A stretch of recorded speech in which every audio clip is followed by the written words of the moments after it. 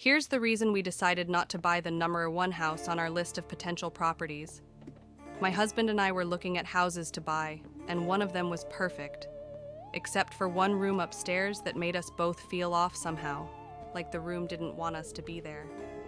The rest of the house was great, so we decided it was quite possibly due to the low ceilings and rounded corners in there, except the other upstairs bedroom was fine. The only difference being that it had a tiny, creepy door that led to an even smaller, oddly angled room, which probably served as attic storage. So to conclude, it was due to the architecture alone wasn't really a solid theory. Had that been so, we would have found the room with the tiny door to be even more unsettling. Due to the appeal of the rest of the house, and particularly the on-site apartment, we kept it in our top 3 and decided to go back with my in-laws. My mother-in-law believes in paranormal occurrences and claims to be somewhat sensitive, but not as much as my husband and I are. We figured that, if the room was haunted, she'd pick up on it and say something. Because that's what mother-in-laws do, right? Just not usually in this respect.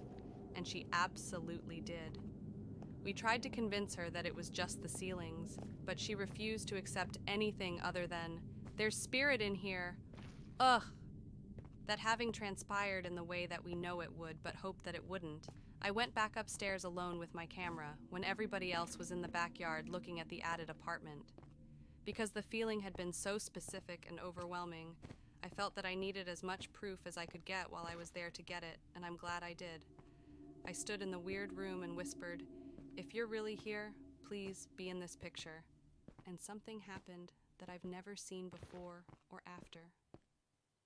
A cluster of illuminated, glowing, baseball-sized orbs appeared in front of me, moving very quickly in the shape of a circle. As soon as I pushed the button to take the photos, they disappeared. The photo was taken with the flash turned off to help rule out reflections on dust particles or little bugs. As quickly as I possibly could, I said, "Okay, now don't be in this photo." It came out as a normal photo, and I saw no spinning lights. That was all the proof I needed, so I ran down the stairs, out into the yard, and informed the realtor that this wasn't the place for us. When I looked at the first photo, I could faintly see a moving ball of light. Only one, whereas it had looked like 5 or 6 of them in person.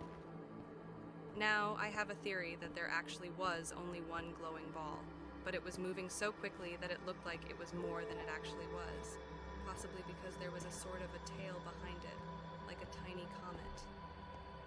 For the record, if my father-in-law or the realtor felt the same negative energy, they didn't want to talk about it with us.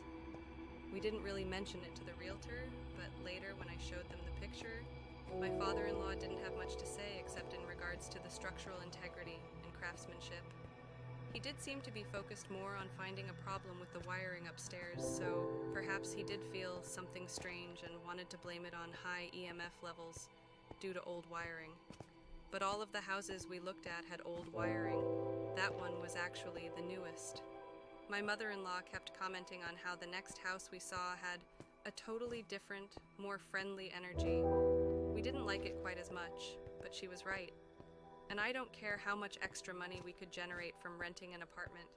It totally would have been enough to pay the mortgage on a 30-wire loan. I could not get behind buying a house that didn't want me in it as strongly as that one did. Every time I drive by it, I wonder what the new owners use that room for, and if anybody has ever felt put off by it.